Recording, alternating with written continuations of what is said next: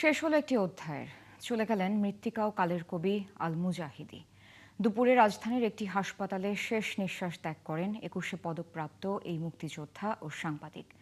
আগামীকাল কেন্দ্রীয় শহীদ মিনারে শ্রদ্ধা জানানো শেষে বুদ্ধিজীবী কবরস্থানে শেষ শয্যায় সমাহিত হবেন কবি। আরও জানাচ্ছেন পার্থ সঞ্জয়।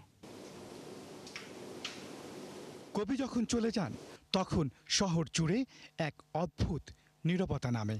হেমলোকের পেয়ালায় তিনি তার প্রথম কাব্যগ্রন্থ নিবেদন করেছেন। তারপর 60-এর দশক তিনি উন্মূল ছিলেন কবিতা আর রাজনীতিতে। বাঙালি জাতীয়তাবাদের লড়াইয়ে করেছেন বারবার কারাবরণ।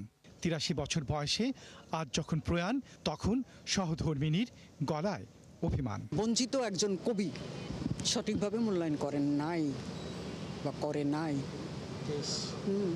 মৃত্তিকার কবি ছিলেন উনি, সেই মৃত্তিকার উপরেই আপনারা চেয়ার বসে আছেন, কিন্তু আপনারা জানবেন না এই যে মাটিটাকে রক্ষা করার জন্য উনি তার কলম কত দূর গেছে। আর ছেলে 71 টেলিভিশনের প্রধান বার্তা সম্পাদক সাবিব আল মুজাহিদের কাছে সব পরিচয় ছাপিয়ে বাবা যেন মৌন দার্শনিক। কবিতা, সাংবাদিকতা, রাজনীতি সব কিছু ছাপিয়ে একজন দার্শনিক, একজন দেশচিন্তক। যতখানি বাবা, তার চাইতে উনি অনেক দেশের, মৃত্তিকার কবি দেশের, এবং সব সময় দেশের যখনই কোনো ক্রান্তিকাল আসে, এই পর্যন্ত আমার বয়স এখন অনেক হলো, আমি ছোটোবেলা থেকে এই পর্যন্ত সবসময় দেখতাম, তাকে বলতে শুনতাম যে বাবা, দেশকে কিন্তু বাঁচাও। আমাকে সবসময় হাসি খুশি রাখতেন, কবিতা পড়ে শোনাতেন আর খেলাধুলা করতেন। আরেক সন্তান মেয়ে পরমা বাবার অপেক্ষায় থাকবে সব সময়।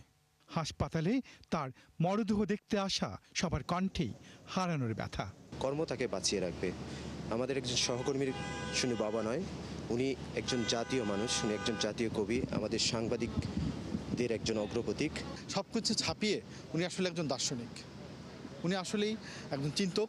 সাহিত্য জগতে ওনার যে পদচারণা ছিল, বাংলাদেশের এই সমকালীন সময় ওনার মতো কবি দ্বিতীয়টি নেই। আন্তর্জাতিক পর্যায়েও বাংলা সাহিত্যকে অনেক উঁচু মাত্রায় নিয়ে যাওয়ার জন্য ওনার অবদান অনন্য। তো কবি আল মুজাহিদি উনি শুধু সাহিত্যে নয়, এ দেশের স্বাধীনতা সার্বভৌমত্বের সময়েও উনি বড় অবদান রেখেছেন। উনি একজন বীর মুক্তিযোদ্ধা। দীর্ঘ সময় ধরে দৈনিক ইত্তেফাকের সাহিত্য সম্পাদনা করেছেন। কীর্তিময় জীবনে 21শে পদক ছাড়াও ভূষিত হয়েছেন নানা পুরস্কারে। তবে সবচেয়ে বড় পুরস্কার তিনি পেয়েছেন অগুন্তি মানুষের ভালোবাসায়।